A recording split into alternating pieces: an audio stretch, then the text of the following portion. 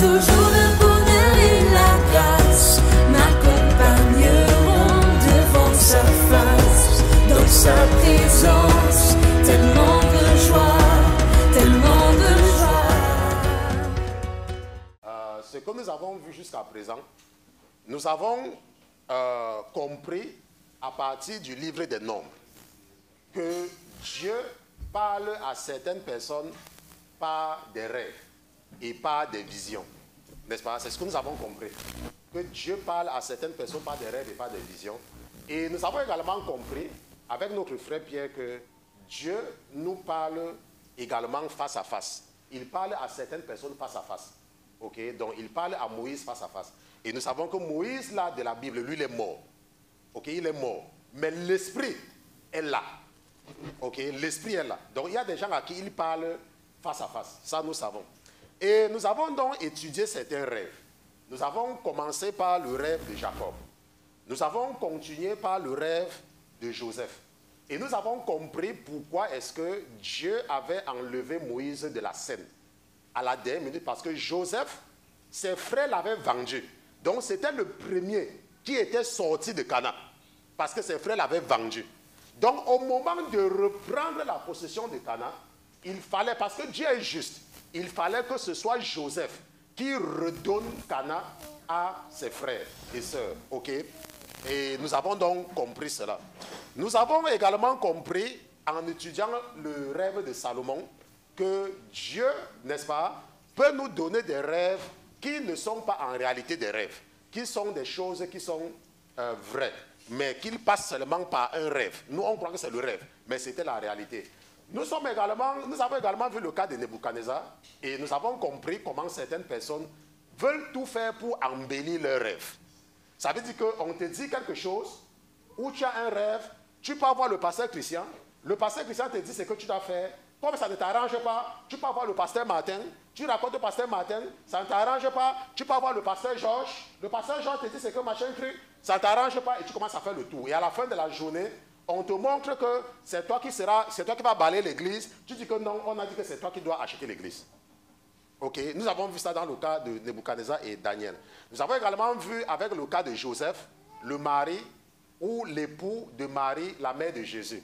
Et nous avons vu que Dieu a choisi Bethléem. Et nous avons compris pourquoi est-ce qu'il a choisi Bethléem qui se trouvait en Juda. Et nous avons vu que c'est parce que c'est Juda qui avait amené ses frères à ne pas tuer Joseph. Et que Dieu, c'est comme ça qu'il se manifeste par l'amour. Et c'est à cause de cela que Juda est toujours celui qui va en premier lorsque les enfants de Dieu sont en train d'aller en guerre. Et nous savons que Juda veut dire la louange.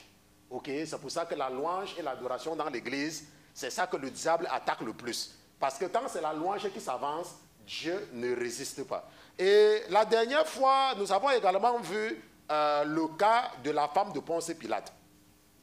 Et c'est là-dessus que nous sommes arrêtés parce que nous avons compris, n'est-ce pas, le parallèle entre le geste de Ponce Pilate et une loi, n'est-ce pas, qui se trouve dans le livre de Deutéronome.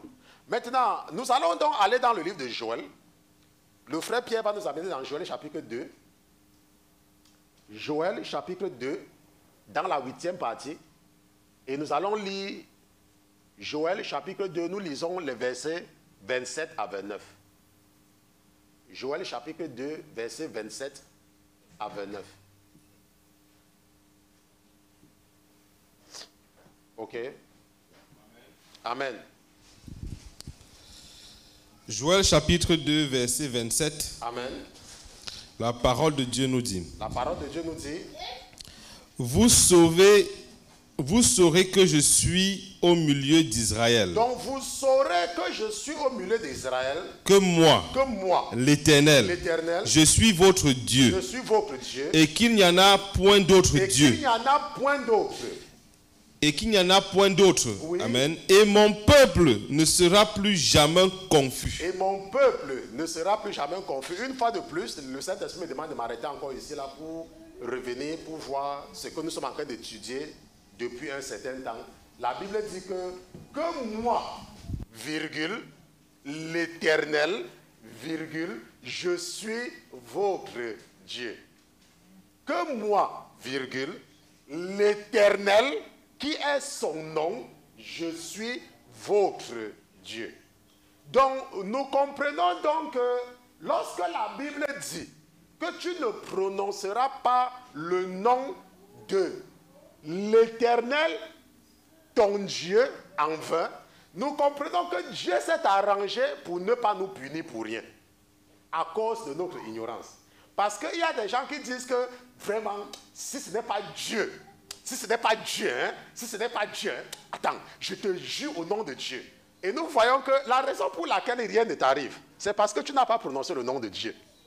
Ok, tu as fait seulement référence à un Dieu. Et ce n'était pas le nom de Dieu. Parce que Dieu a dit que tu ne prononceras pas le nom de l'Éternel, ton Dieu. Et il a dit que je ne vais pas tenir, quelqu'un ne va pas s'échapper. Tant si tu prononces mon nom. Nous allons voir ça. Nous allons regarder quelque chose pendant que le frère Pierre lit ça. Et nous allons regarder. Et je vais vous amener là-bas après. On lit la suite de Joël. Amen. Verset 28. Et il arrivera, après ces choses, que je répandrai mon esprit sur toute chair. Après, je répandrai mon esprit sur toute chair. Mais nous allons regarder quelque chose. Qu'est-ce que la Bible dit? Amen. Exode chapitre 20, verset 7. Oui. Tu ne prendras point le nom de l'Éternel, ton Dieu, en vain. Tu ne prendras point le nom de l'Éternel, ton Dieu, en vain. Mais qu'est-ce qu'il dit? Car l'Éternel ne tiendra point pour innocent celui qui aura pris son nom en vain. Celui qui aura pris... Il dit que l'Éternel ne tiendra point pour innocent celui qui tentera de prononcer le nom là. Amen. Dans les blagues. Mais parce que Dieu nous aime, il a même caché le nom là. Mais pourtant, le nom là est devant nous. Mais combien de personnes connaissent le nom? Très peu de personnes. Parce qu'il nous aime. Parce qu'il a dit qu'il ne va pas tenir pour innocent. Donc si tu tentes de prononcer le nom de l'Éternel, tu peux accuser à quelqu'un que, oh, l'Éternel m'a dit. Vous voyez des gens qui viennent dire que Dieu m'a dit de te dire. Et rien ne les arrive. Parce que bon, c'est Dieu, c'est leur Dieu. C'est leur Dieu, le Dieu qu'ils servent. Ce sont des menteurs, c'est vrai, leur Dieu leur a dit de venir dire. On se comprend? Mais si tu tentes de dire l'Éternel m'a dit de te dire, et que ce n'est pas lui qui t'a dit, et que ce n'est pas lui qui t'a dit, il dit qu'il ne va pas te tenir pour innocent. Il va te corriger. C'est ce qu'il dit. Maintenant, Joël chapitre 2, c'était seulement une parenthèse, parce que c'est là où nous sommes en train de comprendre. Verset 27 à 28. Et le frère Pierre nous a lu cela. Et je vais seulement lire ce qu'il a lu, que je n'ai pas lu, le verset 28. Là où il dit, et il arrivera après ces choses que je répandrai mon esprit sur toute chair.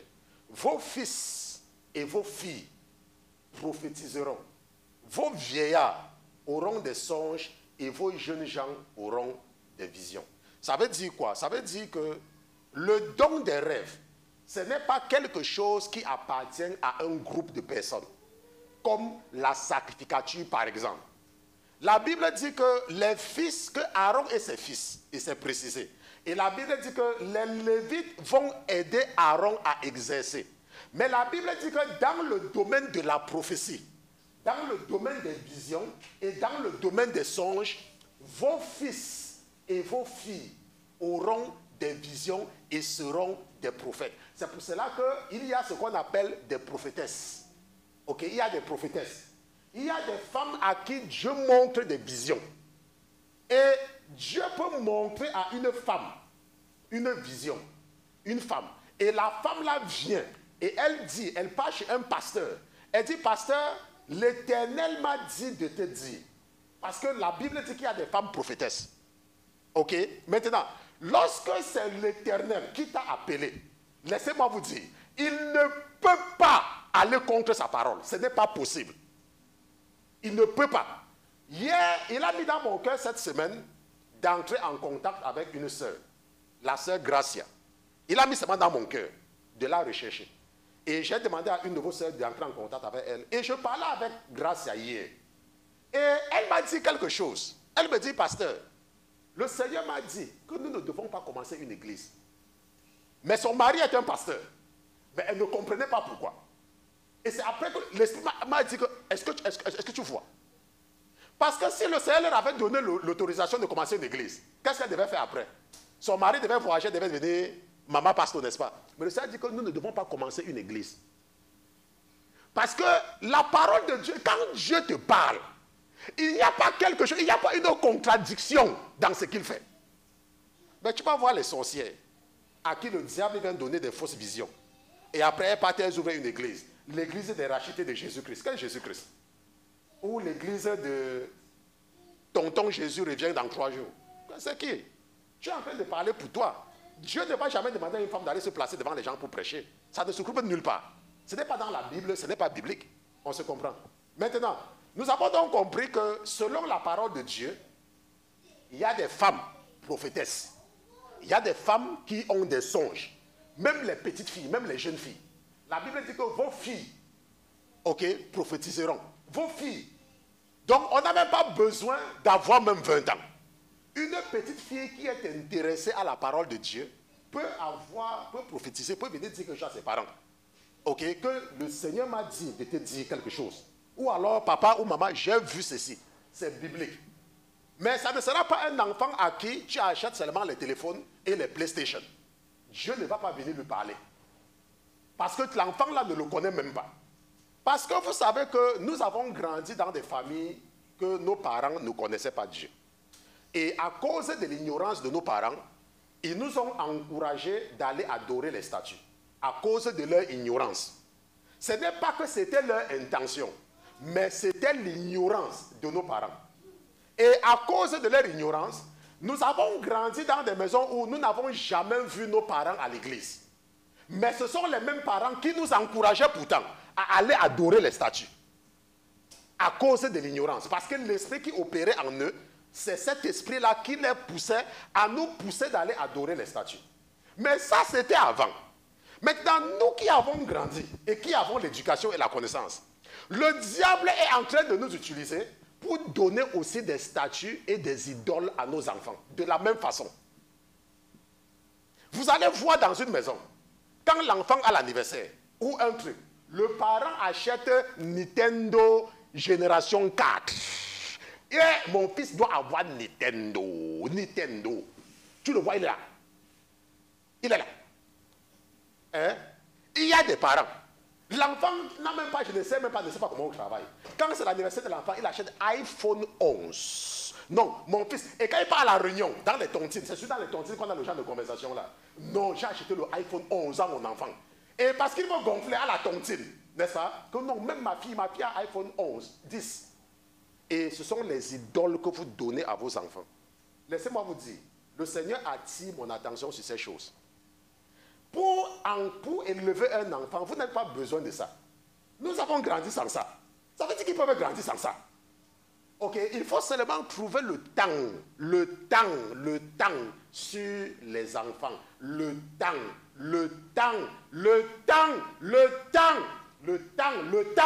sur l'enfant. Le temps sur l'enfant. Moi, je peux rester avec ma petite fille pendant 3 ans, si j'ai le temps. Je peux rester avec elle et je suis en train de causer avec elle. Et elle me raconte des histoires. Et je peux vous garantir que pendant le temps que je suis là, ceux qui sont chez nous, elle ne peut même pas savoir là où il y a le téléphone ou les tables. Elle ne connaît même pas là où ça se trouve. Elle vient me raconter des choses, elle chante. Je chante avec elle. Elle engage une chanson. Elle me dit, oh, grand-papa, let's sing. Je dis, ok, singons. On chante. Le temps. Mais les parents n'ont pas le temps. Ils sont sur WhatsApp, du matin jusqu'au soir. Ils n'ont pas le temps de l'enfant. L'enfant a besoin de quelque chose. Laisse-moi tranquille. Où est le téléphone? Va, laisse-moi tranquille. Ce sont des idoles. Laissez-moi vous dire, le Seigneur m'a montré que si vous donnez le téléphone à l'enfant, pour récupérer le téléphone là, vous allez vous battre avec le démon qui a pris possession du téléphone là. Vous allez vous battre avec ce démon là. L'enfant va pleurer tous les yeux de sa tête et avoir tous les mauvais comportements parce que le démon là ne part pas. C'est vous qui avez donné. Le démon là va rester là. Et qu'est-ce que l'enfant fait avec le téléphone? Qu'est-ce qu'il fait avec? Nous savons tous ce que les enfants font avec le téléphone. Non? On sait tous, non? Voilà. Prenez un téléphone qui n'a pas Internet et donnez à un enfant, ça va l'intéresser. Et vous allez me dire s'il n'y a pas un démon là-dedans. Ok? Maintenant, nous avons donc compris cette partie-ci là. Et ce que nous sommes en train de voir maintenant, c'est que le don des rêves est biblique. Il y a des gens qui ont ce qu'on appelle le don des rêves. Il y a des gens, parce que Dieu a dit dans sa parole. Maintenant, nous allons partir dans Daniel chapitre 1, verset 17. Et nous allons regarder quelque chose là-bas. Daniel, chapitre 1, verset 17. Le frère Pierre va nous lire cela. Daniel, chapitre 1, verset 17. Qu'est-ce que la Bible dit?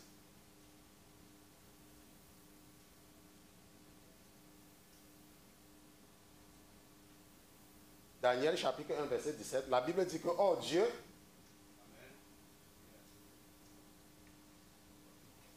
et pendant que nous attendons notre frère, n'est-ce pas, ce que nous sommes en train de vouloir maintenant comprendre, c'est que nous avons compris qu'il y a ce qu'on appelle le don des rêves. Et nous allons maintenant voir qu'il y a ce qu'on appelle le don de l'interprétation. Ok? C'est deux choses qui sont différentes. Le frère Pierre lit pour nous. Et oh Dieu... Or, Dieu donna à ces 4 jeunes gens... Quels sont ces quatre jeunes gens? Daniel, Meshach, hein? Abednego. Oui. Et Azaria. Oui, Azaria aussi, ok. Maintenant, donc, Dieu donna à ces 4 jeunes gens quoi? De la science. Oui. Et de l'intelligence dans toutes les lettres. Dans toutes les lettres. Et de la sagesse. Et de la sagesse. Et Daniel comprenait toutes sortes de visions et de songes. Et de songes. Maintenant, la Bible dit que Dieu donna à ces 4 de la sagesse. Maintenant, c'est quoi la sagesse? Vous savez que quand vous n'êtes pas sage, quand vous n'avez pas l'esprit de la sagesse, vous considérez le sage comme un menteur. Parce que vous n'êtes pas sage. La sagesse, c'est que je ne veux pas que tu fasses quelque chose. Mais je sais que si je te dis ça directement, ça va t'énerver. Qu'est-ce que je fais? J'utilise la sagesse pour te dire la même chose. Quelqu'un qui n'est pas sage va croire que tu es faible. Mais c'est parce que tu es sage et que tu connais que les conséquences de dire ça directement seront beaucoup plus graves. Et ça ne va pas atteindre l'objectif. Et tu utilises la sagesse. On se comprend? Et quand tu n'es pas sage et que tu as affaire au sage, tu vas te dire que le sage est un menteur. Mais dans la réalité, la sagesse, c'est quelque chose de technique. C'est un esprit que Dieu te donne. Et il y a beaucoup de chrétiens qui ne sont pas sages. On se comprend? Maintenant, et la Bible dit que quoi? Que Daniel comprenait. Maintenant, la Bible nous dit, et c'est la raison pour laquelle c'est écrit là. Oh, Dieu donna à ces 4 jeunes gens, ces 4, ils sont 4, n'est-ce pas? Azaria, Michaël, si c'est Abednego ou n'importe quoi, n'est-ce pas? Et Daniel, n'est-ce pas? Anania, Michaël et Azaria, ok? Maintenant, ils sont 4, non? La Bible dit que Dieu les a donné la science, l'intelligence et la sagesse. Mais il a donné un truc à qui n'a pas donné aux autres. La Bible précise, mais que c'est Daniel seul qui comprenait toutes sortes de visions. Il a cité 4 personnes. Parce que parfois, vous ne comprenez pas quand vous lisez la Bible. La Bible ne cite pas 4 personnes au départ pour rien. C'est parce qu'il est en train de vouloir faire, parce que Dieu veut faire ressortir quelque chose. Que Daniel, c'est Daniel qui comprenait. Daniel comprenait, ok, toutes sortes de visions et de songes. Donc, il y a donc ce qu'on appelle le don des rêves et le don de l'interprétation qui est différent d'avoir les rêves. C'est ça que je veux vous expliquer dans la réalité. Dieu, comme nous avons vu dans le livre de Joël, chapitre 2, que vos fils et vos filles auront des rêves. Mais il dit ici là que ça sera seulement une poignée qui aura le don de comprendre ces rêves-là. C'est pour cela que tu peux avoir un rêve. Ce n'est pas Dieu qui te parle. C'est vrai, c'est Dieu qui te donne les rêves là. Mais il ne t'a pas donné le don de l'interprétation. Parce que l'interprétation, c'est un don. Et avoir les rêves, c'est un autre don. On se comprend? Parce qu'il y a des gens parfois qui confondent le don et l'interprétation. C'est comme la Bible dit quelque part que si quelqu'un parle en langue, il faut qu'il y ait quelqu'un pour interpréter. Ça veut dire que tu peux parler en langue, mais tu ne comprends pas ce que tu dis. Mais il peut y avoir quelqu'un dans l'église qui a le don de l'interprétation. Mais la Bible dit, pour éviter les confusions, que s'il n'y a personne pour interpréter, ferme ta bouche. Ok, ferme seulement ta bouche. S'il n'y a personne pour interpréter. Maintenant, il y a ce que les gens confondent. Si je suis en train de prier, La Bible dit que le langage que je prononce est un langage des anges que moi-même je ne comprends pas. Ça veut dire que si les gens sont en train de prier, tu peux prier en langue. Parce qu'on a donné un point de prière et tu pries. Tu pries, ça c'est pour toi. Mais c'est que la Bible, tu ne peux pas venir devant l'église et commencer à dire il y a les pasteurs que eux, tout ce qu'ils connaissent, c'est les mêmes phrases. Ok, c'est les mêmes phrases. Si vous les écoutez chaque fois, ils vont dire que je ne sais pas comment imiter ça, mais ce sont les mêmes phrases. Ok, c'est ce que la Bible dit. Non, mais si tu pries, tu peux faire tout ce que tu veux quand tu es en train de prier. Mais si tu es devant les gens, si tu dois parler en langue, il faut qu'il y ait quelqu'un pour interpréter. C'est ce que la Bible dit. Mais les gens ne comprennent même pas. Ils comprennent même quoi? Ils ne comprennent même rien. Ok, ils ne comprennent même rien. Maintenant, ce que nous avons donc compris, c'est qu'il y a ce qu'on appelle le don de l'interprétation des rêves. Alors un peu dans la chronique des rois de Juda, 2 Chroniques chapitre 26, regardons quelque chose là-bas, 2 Chroniques chapitre 26. Seulement pour asseoir, n'est-ce pas, cette idée. 2 Chroniques chapitre 26, verset 3 à 4. Qu'est-ce que la Bible dit? Il y a un endroit où nous allons passer plus de temps, c'est pour ça que je suis en train d'aller un peu vite dans cette partie. N'est-ce pas? Qu'est-ce que la Bible dit dans 2 Chroniques chapitre 26, verset 3? Amen. 2 Chroniques chapitre 26, verset 3. Amen. Osias était âgé de 16 ans quand il devint roi. Donc Osias était âgé de 16 ans quand il devint roi. Et il régna 52 ans à Jérusalem. Sa mère s'appelait Jécolia de Jérusalem. Il fit ce qui est droit aux yeux de l'Éternel, comme avait fait Amasias, son père. Son père, donc le roi Amasias avait bien fait. La Bible dit qu'il avait bien fait. Il s'appliqua à rechercher Dieu pendant la vie de Zacharie, homme intelligent, dans les visions de Dieu. Et pendant les jours qu'il rechercha l'Éternel, Dieu le fit prospérer. Oui, donc ici, là, nous sommes en train de voir également qu'il y avait un certain Zacharie qui était auprès du roi. N'est-ce pas? Il était auprès du roi. Un certain Zacharie était auprès, n'est-ce pas, du jeune Osias. Osias était devenu roi à l'âge de 16 ans. Et Dieu a mis à côté de Osias le prophète Zacharie, qui comprenait. La Bible dit que quoi? Qu'il comprenait, n'est-ce pas? Il comprenait les visions de Dieu. Il comprenait. Homme intelligent, il comprenait. Nous avons vu la définition de l'intelligence. Ok, il comprenait. Donc ce que nous voyons donc, c'est qu'il y a des gens qui comprennent. Il y a des gens qui ont des visions et il y a des gens qui comprennent ces visions-là. Maintenant, tu peux avoir des visions et comprendre.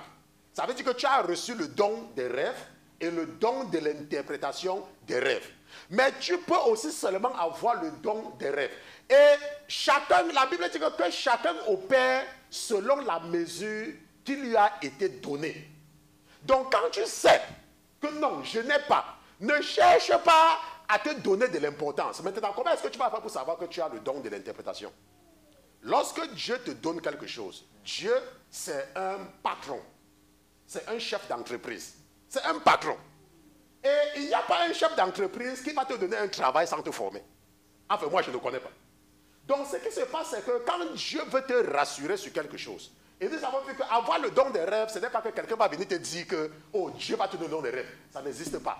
Ok? Donc, il a dit qu'il va seulement déposer son esprit sur qui il veut.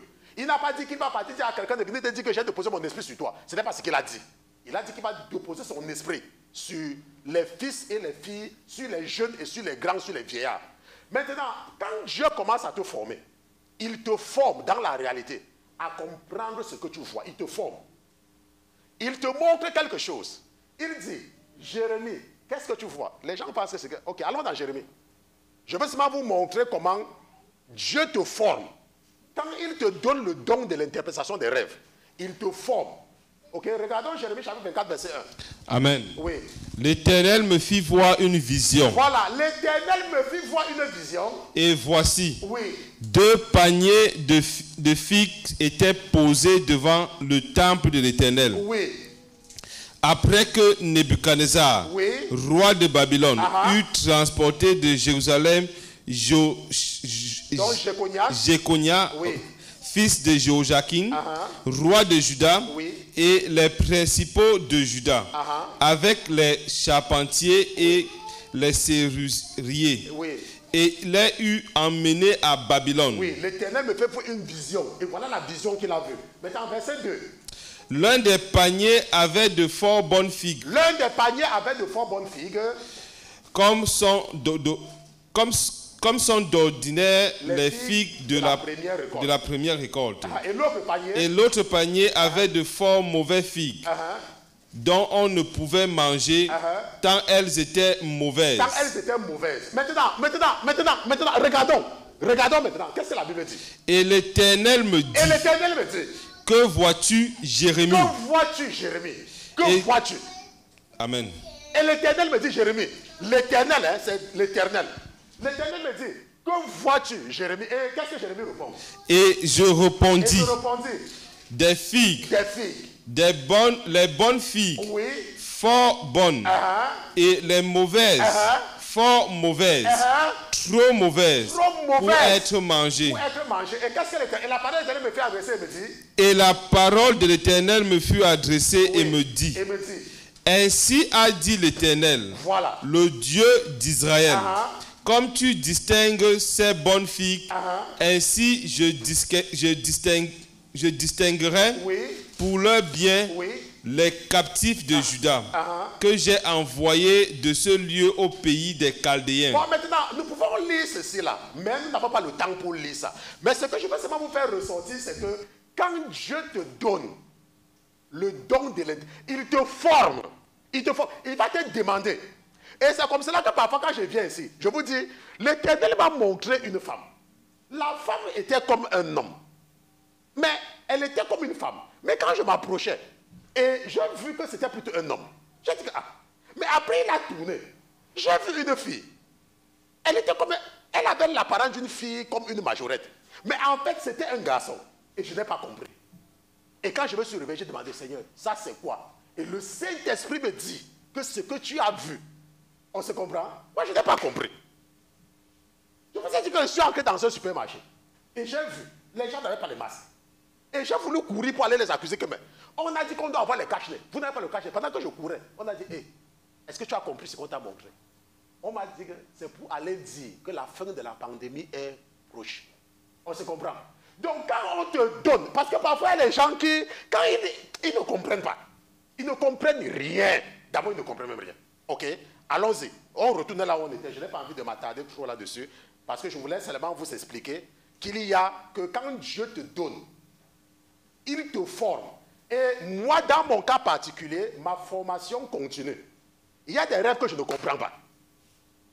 Il y a des rêves parfois, moi, je ne comprends pas. Et quand je ne comprends pas, je n'ai pas compris. Mais ce que le Seigneur fait la plupart, c'est qu'il vient encore, il me montre encore la même chose.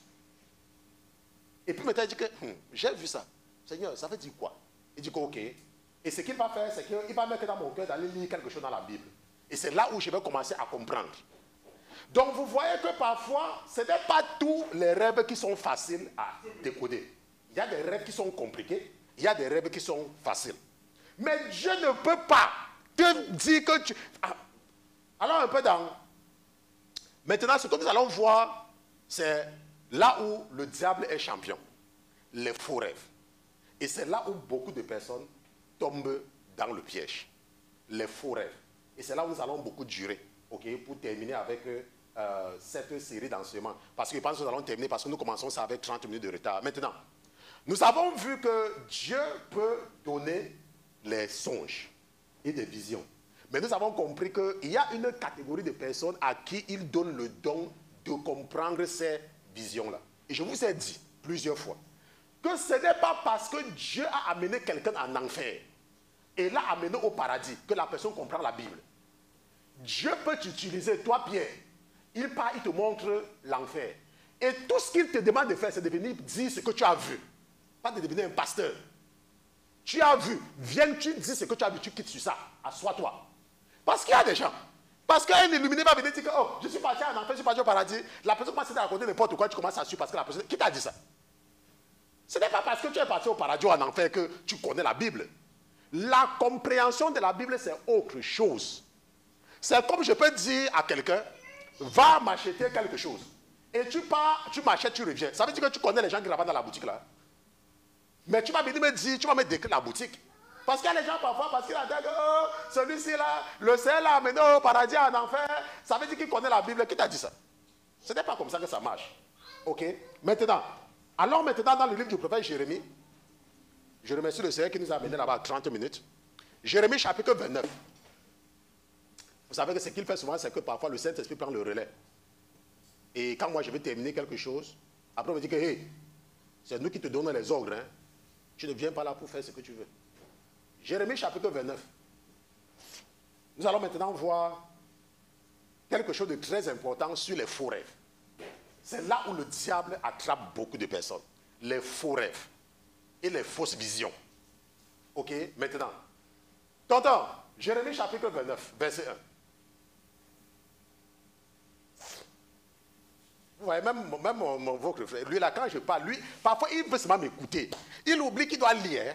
Mais il dit que non, attends, c'est bon, pasteur, parle encore, pasteur. Non, toi, pour toi, c'est que tu dois lire. Hein? Hein? Tu es avec moi. Ok, personne ne marche seul. Il y a toujours quelqu'un qui arrête le sang de l'autre. Hein? Amen. Oui. Voici la... Il ne faut pas en vouloir. Hein? Même vous faites la même chose. Quand il parle, vous ne voulez pas qu'il m'arrête. Jérémie chapitre 29. Amen. Jérémie chapitre 29, verset 1. Oui. Voici la teneur de la lettre que Jérémie, le prophète, envoya de Jérusalem au reste des anciens en captivité, aux sacrificateurs, aux prophètes et à tout le peuple que Nebuchadnezzar avait transporté de Jérusalem à Babylone. Donc voici la teneur de la lettre. Voici la teneur de la lettre que Jérémie le prophète envoya de Jérusalem au reste des anciens en captivité, aux sacrificateurs, aux prophètes et à tout le peuple que Nebuchadnezzar a emporté. Maintenant, la Bible dit que le prophète Jérémie a envoyé une lettre à d'autres prophètes. Ok, il a envoyé à d'autres prophètes qui sont en captivité. Ça veut dire que quoi? Ça veut dire que dans le travail de Dieu, c'est toujours une question d'échelon. Quand tu vois et que l'autre voit, ce n'est pas parce que tu vois et qu'il le voit que vous êtes égaux. Il y a quelqu'un qui dépasse l'autre. Et dans la réalité, tu dois être capable de savoir que l'autre te dépasse. C'est comme moi. Je ne peux pas aller me placer devant le prophète Georges et commencer à ouvrir la grosse bouche. Hein? Quand je suis devant lui, quand il parle, je reste moi tranquille. Je dis, yeah, pastor. Yeah, pastor. You finish, yeah, pastor. Après, je pars. Yeah, pastor. Yeah, pastor. Hier, nous étions ensemble, il me racontait quelque chose en tant que rire. On a tellement ri, on a ri. Il me dit que you're going, I say yes, I'm going. Je suis parti. Je ne peux pas aller me placer devant le prophète Georges et lui expliquer la Bible. Attends, toi, c'est qui? Même si tu comprends plus que lui. Même si tu comprends plus que lui. Parce qu'il y a des gens parfois qui pensent que, oh, parce que j'ai commencé à rêver, parce qu'il a commencé à marcher, je vais partir me placer devant n'importe qui, il va parler. La Bible dit que Jérémie le prophète a envoyé une lettre à d'autres. Mais ce que vous devez comprendre, c'est que dans la captivité des enfants d'Israël, il y a eu 3 vagues de captifs. Et je vous ai expliqué cela. La première vague de captifs, c'est dans cette vague que se trouvait Daniel. Et cette vague a eu lieu pendant le règne de Joachim, qui était le fils, n'est-ce pas, de Joachim. Et Joachim qui était le fils de Josias. Maintenant, pour votre information, Josias, c'est la dernière bonne chose qui soit arrivée aux enfants d'Israël. Le dernier cadeau que Dieu a donné aux enfants d'Israël, c'est le roi Josias. Et la Bible dit que le roi Josias avait 8 ans quand il est devenu roi. Josias avait 8 ans. Et il a régné pendant 31 ans. Et il a recherché le Seigneur. Il a recherché. Et c'est au temps de Josias que la Pâque a été restaurée à Jérusalem. Et la Bible dit qu'à l'âge de 39 ans, il va être tué par le pharaon de l'Égypte. Et son fils, Joachim, va le remplacer. Mais les Égyptiens vont venir enlever son fils et le remplacer par un de ses autres fils, n'est-ce pas, qui s'appelait Jéhoiakim. Et ce Jéhoiakim-là, donc, quand il va commencer à régner, l'Égypte est en guerre avec la Babylone. Et l'Égypte va perdre la guerre et la Babylone va prendre le contrôle de Jérusalem. Et quand ils vont prendre le contrôle, ils avaient toujours l'habitude d'amener les rois et les hommes vaillants en captivité. Et c'est dans cette première vague de captivité que Daniel était. Donc Daniel fait partie de la première vague des captifs. Mais après un certain temps, le roi Jéhoiakim va se repentir. Et le roi Nebuchadnezzar va lui permettre de redevenir roi. Et quand il va redevenir roi, il va régner pendant 11 ans. Il va faire un coup bas au roi de Babylone. Il va partir s'attacher au pharaon d'Égypte. Parce qu'il voulait se délier, il voulait se séparer du joug. Maintenant, et la Bible dit donc quoi? Que Nebuchadnezzar va revenir maintenant se venger. Et qu'il va mourir. Et quand il va mourir pendant que Nebuchadnezzar revenait, et son fils qu'on appelle Jéhoiakim, et que la Bible appelle aussi Jécolia, lui maintenant va devenir roi. Mais quand il va devenir roi, quand son père meurt, il va seulement régner pendant 3 mois. Et en ce moment, l'armée de Babylone va venir encore prendre une deuxième vague de captifs, et lui-même, il l'a mené en captivité pour toujours. Jécolia, on se comprend? Et c'est donc lui que quand on l'a mené en captivité, Ézéchiel, le jeune Ézéchiel était dans cette vague de captifs. Et après maintenant, quand on va enlever Jéhoiakim, on va le remplacer par son oncle qui s'appelle Sédécias. Et Sédécias va régner pendant 11 ans. Et c'est pendant le règne de Sédécias que tout va se gâter. Et la Bible dit qu'à la 11e année du règne de Sédécias, Nebuzaradan, le capitaine de l'armée de Babylone, va venir saccager et détruire complètement Jérusalem, la 3e vague. Maintenant, pendant qu'ils étaient donc en captivité, quand la première vague est partie, la Bible dit que c'est en ce temps que Jérémie a envoyé cette lettre. On se comprend? J'espère que maintenant vous comprenez. Et qu'est-ce que la lettre dit? Qu'est-ce que la lettre dit? Amen. Oui. Après que le roi Jéconias avec la reine, oui, les eunuques, oui, les chefs de Juda, et de Jérusalem. Le Jéconias, si je vous ai expliqué, c'est lui qu'on appelle Jéconias, ça veut dire que Jéhoiakim, le fils de Jéhoiakim. Ok. Donc après que le roi Jéconias, oui. Après que le roi Jéconias, oui, avec la reine, oui, les eunuques, oui, les chefs de Juda, oui, et de Jérusalem, oui, les charpentiers et les serruriers, oui, fut sortie de Jérusalem. Elle fut portée par Éléazar, fils de Shaphan, et Gemaria, oui, fils de Ékidja, que Sédécias, roi de Juda, envoyait à Babylone, oui, vers Nebuchadnezzar, oui, roi de Babylone, oui, et était ainsi conçu. Donc, il était ainsi conçu. Amen. Oui. Ainsi a dit l'Éternel des armées, oui, le Dieu d'Israël, à tous les captifs que j'ai transportés de Jérusalem à Babylone. Oui. Bâtissez des maisons, et les habitez. Oui.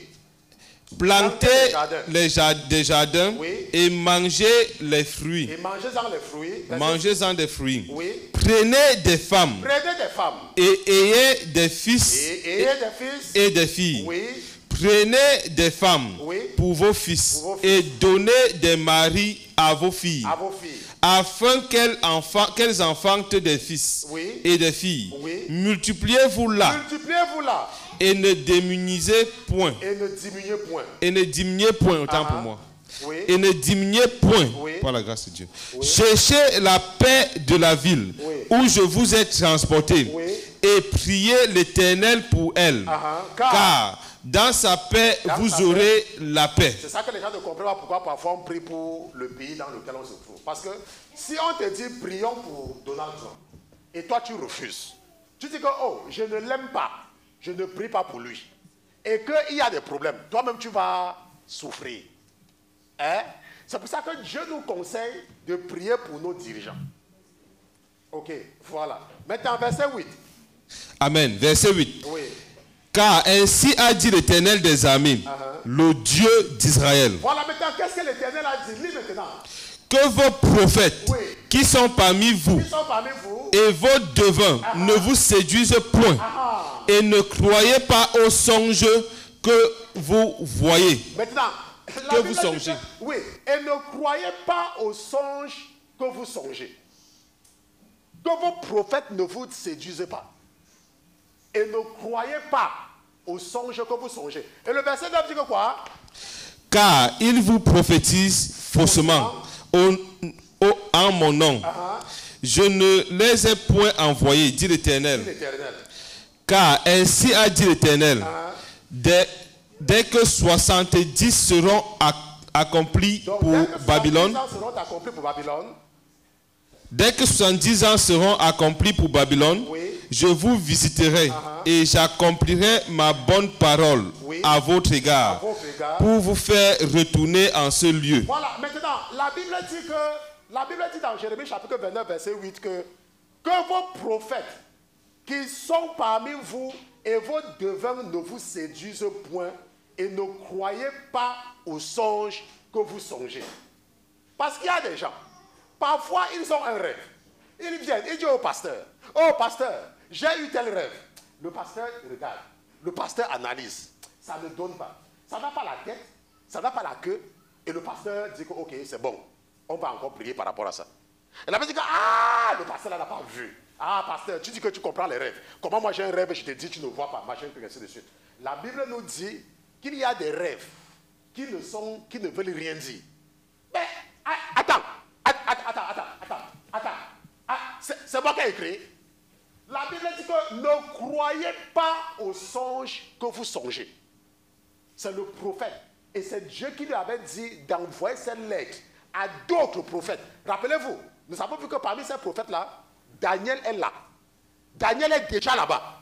Et c'est Daniel est déjà là-bas. Daniel qui comprend. Daniel est déjà là-bas. Et il dit, maintenant, Daniel avait lu cette lettre-ci. Comment est-ce qu'on fait pour savoir que Daniel avait lu? Parce que nous lisons dans le livre de Daniel que Daniel dit que je compris par les écrits du prophète Jérémie que les 70 ans étaient écoulés. Je compris par ce qu'avait dit Jérémie le prophète. C'est ce que la Bible dit dans Jérémie, dans le livre du prophète Daniel, n'est-ce pas? Donc Daniel avait reçu la lettre ici. Daniel avait reçu ça. Maintenant, Ézéchiel est dans cette vague, est dans la deuxième vague. Nous avons expliqué cela. Mais nous savons que Ézéchiel n'était pas prophète. Ézéchiel a reçu la vision quand il avait 25 ans, quelque chose comme 25 ans. Et quand il se promenait, c'est là où Dieu a ouvert ses yeux, il a commencé à voir. Ok? Ézéchiel était là-bas. Et on leur a dit que ne croyez pas. Jérémie, le grand prophète, qu'il respectait tous, leur a dit ne croyez à aucun rêve que vous allez avoir. Parce que vous serez là-bas pendant 70 ans. Ne croyez pas. Daniel, si tu as un songe qui est en train de dire que tu vas retourner, Daniel, ne crois pas à ça. Mais ça veut dire que quoi? Pourquoi il dit ça? Ça veut dire que tu peux même être même quelqu'un qui a le don, n'est-ce pas? Et le diable vient te donner un mauvais rêve. Le diable peut le faire. Maintenant, comment est-ce que toi tu dois faire pour savoir que le rêve que tu as eu, c'est un faux rêve? C'est quand tu compares, il faut toujours comparer ton rêve à la parole de Dieu. Toujours. Prenons un exemple. Une femme vit dans le péché. Une jeune femme, elle vit dans le péché. Elle vit avec un homme. Le mariage n'a jamais été béni ni par la famille, ni par les autorités. Ok? Ils vivent ensemble. Et elle fait semblant d'aller à l'église. Et ce n'est pas qu'elle ne connaît pas qu'elle vit dans le péché. Hein, parce qu'elle se dit qu'elle est chrétienne. Elle va à l'église. Et après, elle a un rêve. Et dans le rêve, il y a... Jésus vient lui dire que, oh ma fille, il y a l'enlèvement. L'enlèvement va venir dans la nuit. Elle se réveille le matin. Ah, j'ai rêvé. Maman Christelle, j'ai rêvé. J'ai vu l'enlèvement. J'ai eu peur. Quand l'enlèvement, j'ai vu, hein, on a enlevé les gens, je suis resté. Tu mens, ce n'était pas le rêve, c'est un faux rêve. Tu vis dans le péché et tu es endurci dans le péché. Jésus n'a rien à te montrer. Ce n'est pas possible. Attends, ce n'est pas possible. Tu vis dans le péché. Et c'est à toi que Jésus vient dire que, va dire à une personne qui vit dans que l'enlèvement venait la nuit. L'abomination de la désolation est proche. L'abomination de l'erreur est proche. Après, attends, ce n'est pas vrai. Ça ne peut pas être vrai. Il ne faut pas rêver. La Bible dit que ne croyez pas aux songes que vous songez. Si tu vis dans le péché, Dieu ne peut pas te donner un message pour son peuple. Attends, c'est quel Dieu ça?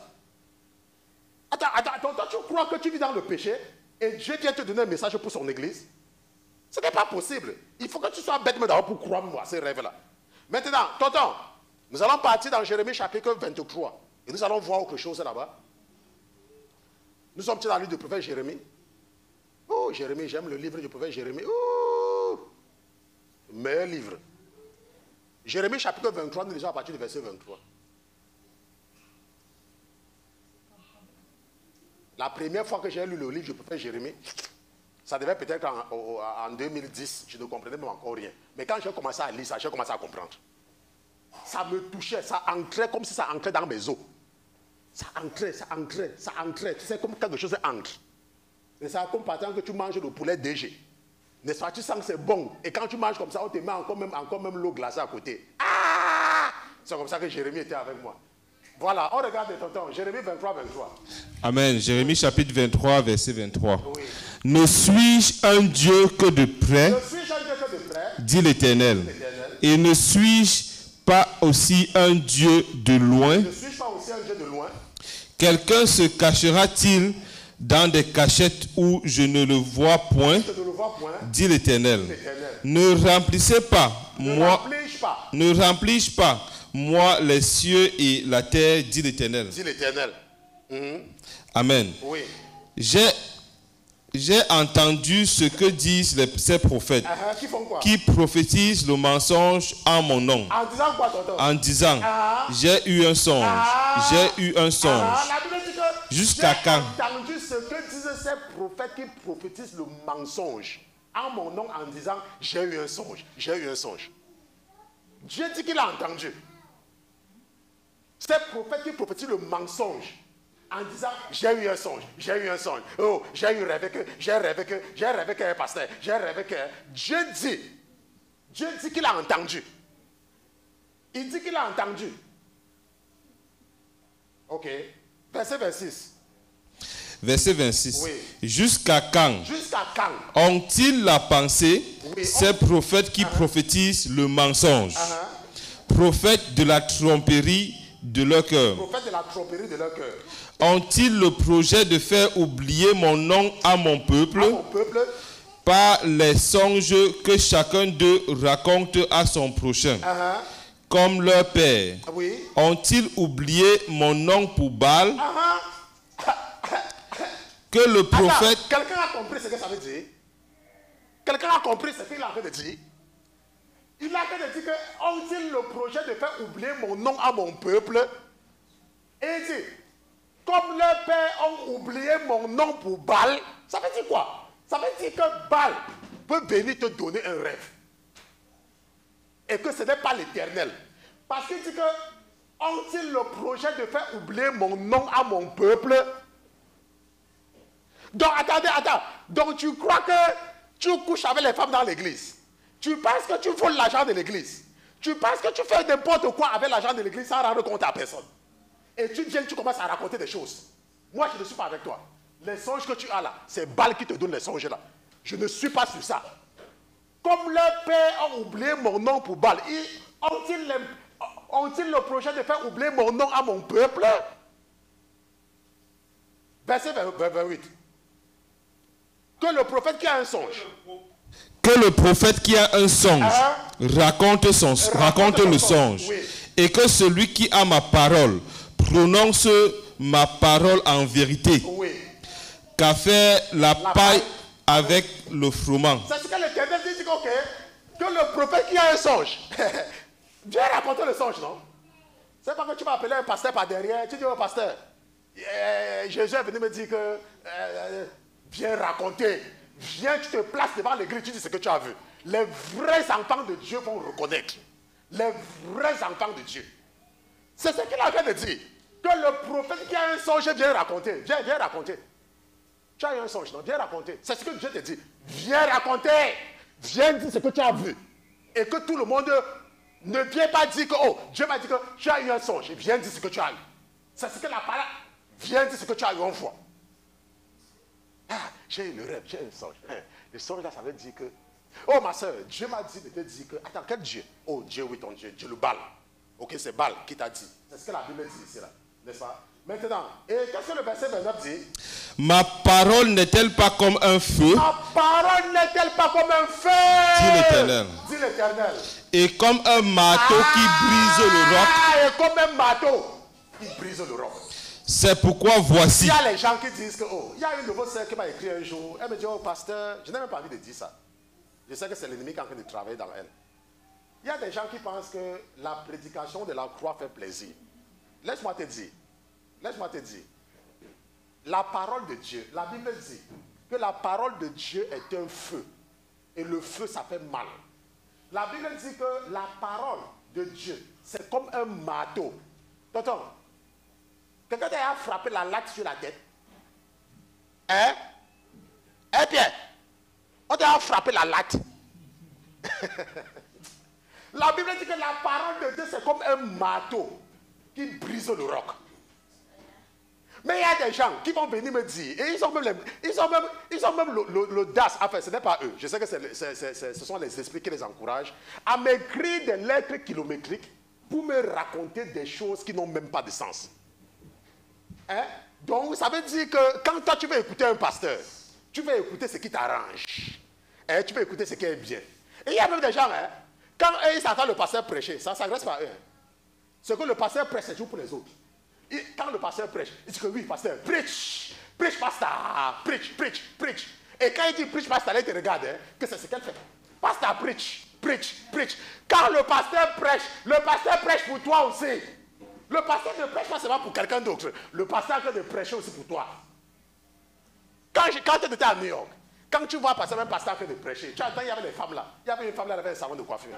Pour elle là, elle-même c'était un numéro. Elle était l'avant-centre. Et tu vas la voir, quand le pasteur prêche, elle dit, preach pasteur, preach. Yeah, yeah, yeah, yeah, yeah, yeah, yeah. Et quand elle fait comme ça, elle regarde quelqu'un, hein, que c'est à lui qu'on est en train de prêcher. Il faut la dire, pasteur. Il faut la dire. Après tu les vois, elle se lève. Elle se lève. Elle prend l'argent. Elle dit, elle prend l'argent. Et puis elle met.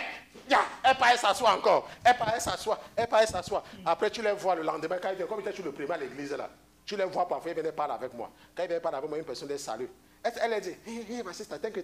Après, quand la personne fait. Mais quand on prêchait, c'était pour quelqu'un d'autre, juste après l'argent. Venez, mec. Vous savez, quand les gens mettaient l'argent comme ça, hein, je disais aux responsables financiers, c'était mon ami, je disais aux responsables financiers que mettez l'argent, nous on a besoin de ça pour dépenser. Venez perdre votre argent.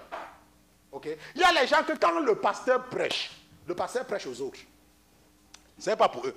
La Bible dit, ma parole n'est-elle pas comme un feu et comme un marteau qui brise le roc. Tu vas venir me dire, oh pasteur Christian, oh, quand vous prêchez, pasteur il faut faire comme ça. Attends, toi c'est qui? Toi c'est qui? Toi c'est qui? Tu n'es même pas capable que quelqu'un te dise qu'il est malade. Tu pars. Tu dis que, ah, on a dit que tu es malade. Qui a dit que tu es malade? Ok, on a dit que tu es malade. Ok, viens, prie pour toi. Tu pries pour la personne guérit. Attends, tu as déjà guéri même qui? Tu as déjà fait quoi? Tu as déjà fait quoi? Je sais, tu as déjà fait quoi? Pour venir dire à un pasteur que, oh, pasteur, il faut prêcher comme ça. Ok? La Bible dit au verset 30 que quoi? C'est pourquoi voici, dit l'Éternel. C'est pourquoi voici, dit l'Éternel. Oui. J'en veux aux prophètes qui se dérobent mes paroles l'un à l'autre. Oui. Voici, dit l'Éternel. J'en veux aux prophètes qui parlent d'eux-mêmes et qui disent, il a dit. Voici, j'en veux à ceux qui prophétisent des songes de fausseté. Des songes de fausseté. Dit l'Éternel. Prenez le machin là. Ok. J'en veux à celui qui prophétise des songes de fausseté. Dit l'Éternel. Qui les raconte. Donc, qui les raconte. Et qui égare mon peuple par leurs mensonges. Oui. Et par leur témérité. Bien que je ne les ai pas envoyés. Et que je ne les ai point donné de charge. En sorte qu'ils n'apportent aucun profit à ce peuple. Dit l'Éternel. Dit l'Éternel, ok. Donc, voilà ce que nous avons compris ici là. La Bible dit qu'ils sont même téméraires. Qu'ils sont téméraires. Vous allez voir qu'il y a des gens qui sont sur les réseaux sociaux et qui passent le temps du matin jusqu'au soir pour raconter du n'importe quoi. Et à cause de leur témérité, ils déroutent beaucoup de personnes. Parce qu'ils sont téméraires, ils sont persistants. Ils racontent la même chose. Et à un moment, tu crois que ce qu'ils disent, c'est vrai. Mais la Bible dit que je ne leur ai point donné de charge. C'est pour ça que je vous ai dit. Et je vais toujours vous dire ça. Ok? Tu peux écouter un pasteur. Et le pasteur prêche bien. Le pasteur a la connaissance. Le pasteur t'inspire. Le pasteur te motive. Laisse-moi te dire. On ne se lève pas un matin pour devenir pasteur. On ne devient pas pasteur parce qu'on est parti dans une école pastorale. C'est Dieu lui-même qui établit ses pasteurs. Lui-même. Pas que c'est quelqu'un, hein, c'est lui-même qui établit. Il vient, il dit que, ok, je t'appelle, voilà le message que je te donne. Et c'est valable pour tous les vrais pasteurs. Parce que la Bible dit qu'il y en a que je ne les ai pas envoyés. Dieu dit ça lui-même. Il dit qu'il y en a que moi, je n'ai pas moi envoyé. Ok? Ils peuvent donc venir raconter du n'importe quoi. C'est leur problème. Maintenant, moi, j'ai reçu, par exemple, un travail. Le travail qu'on m'a donné, c'est pour accomplir une mission. Je peux donc venir, je dis que, ok, toi, tu vas m'aider à faire ça. Toi, tu vas m'aider à faire ça. Toi, tu vas m'aider à faire ça. Toi, tu vas m'aider à faire ça. Qu'est-ce que je suis en train de faire? Je suis en train de te donner l'aval. Je te donne, parce que moi, on m'a donné. On se comprend? Voilà. Maintenant, je vais vous raconter une histoire. Lorsque le Seigneur m'a appelé dans le ministère, il a dit au prophète, il a donné toutes les instructions au prophète, et le prophète était pressé d'accomplir, parce que c'est ce que l'Éternel lui avait dit. Donc, tu sais, quand on t'a dit quelque chose, que ok, il faut faire de lui machin truc, il était pressé. Et une fois donc, il a voulu, n'est-ce pas, faire de moi un ancien, un elder. Et c'était à l'époque, c'était peut-être en 2012. Et il me dit, oh, I'm going to make you an elder. Vous savez comment Dieu a bloqué le projet? Dieu a utilisé certaines personnes pour dire que, oh, he doesn't know how to pray. Et qu'on peut plutôt faire d'un certain elder, Elder Bobby, qui était plus ancien que moi, un elder, pour représenter les francophones. Et c'est comme ça que celui-là avait été fait elder. Et parce que Dieu savait que je n'étais pas encore prêt, il a fait que je reste encore derrière. Maintenant, l'année où l'homme de Dieu voulait directement me faire passer comme pasteur, le Seigneur lui a dit que non. Tu dois le laisser en formation pendant 3 ans. 3 ans. Il venait à l'église et il avait dit ça aux gens. Il était en train de venir à l'église parce qu'il devait nous consacrer. Mais en route, le Seigneur a dit que non, non, non, non, non. 3 ans encore. Vous voyez un peu, 3 ans. Il va attendre. Et je crois que c'était en 2015. On se comprend, il a arrêté. Et maintenant, pourquoi est-ce qu'il avait freiné, m'appeler les 3 ans? C'est parce qu'il y avait des gens parmi nous que le Seigneur m'a révélé, que ce n'est pas leur appel. Mais vous savez, quand vous voulez accomplir quelque chose, vous voulez utiliser la sagesse pour essayer pour que les gens ne voient pas ce que vous avez l'intention de faire. Vous voyez? Parce que je vous ai dit qu'on ne se lève pas un matin pour devenir un pasteur. Ça n'existe pas. Si tu n'as pas l'appel de Dieu, que Dieu lui-même t'a parlé, oublie. Fais comme le frère divin fait.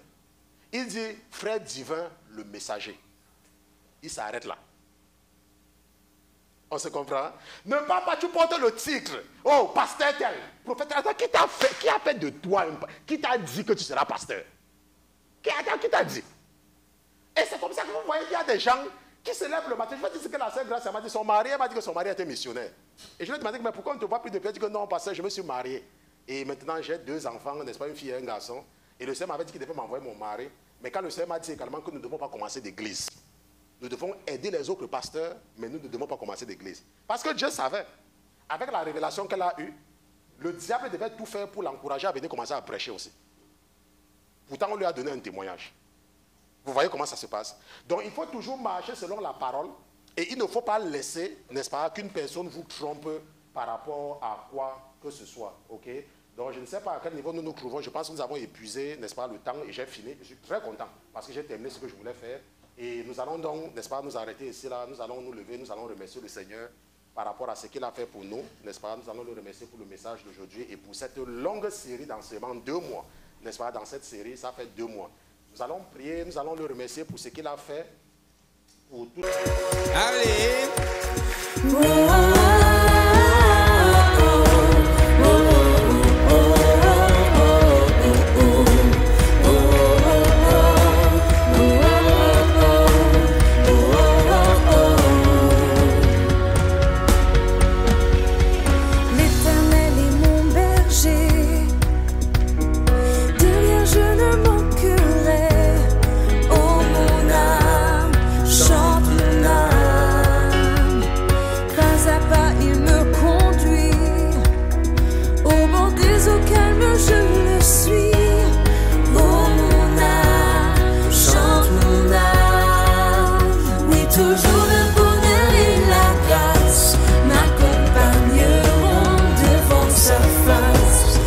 sa présence, tellement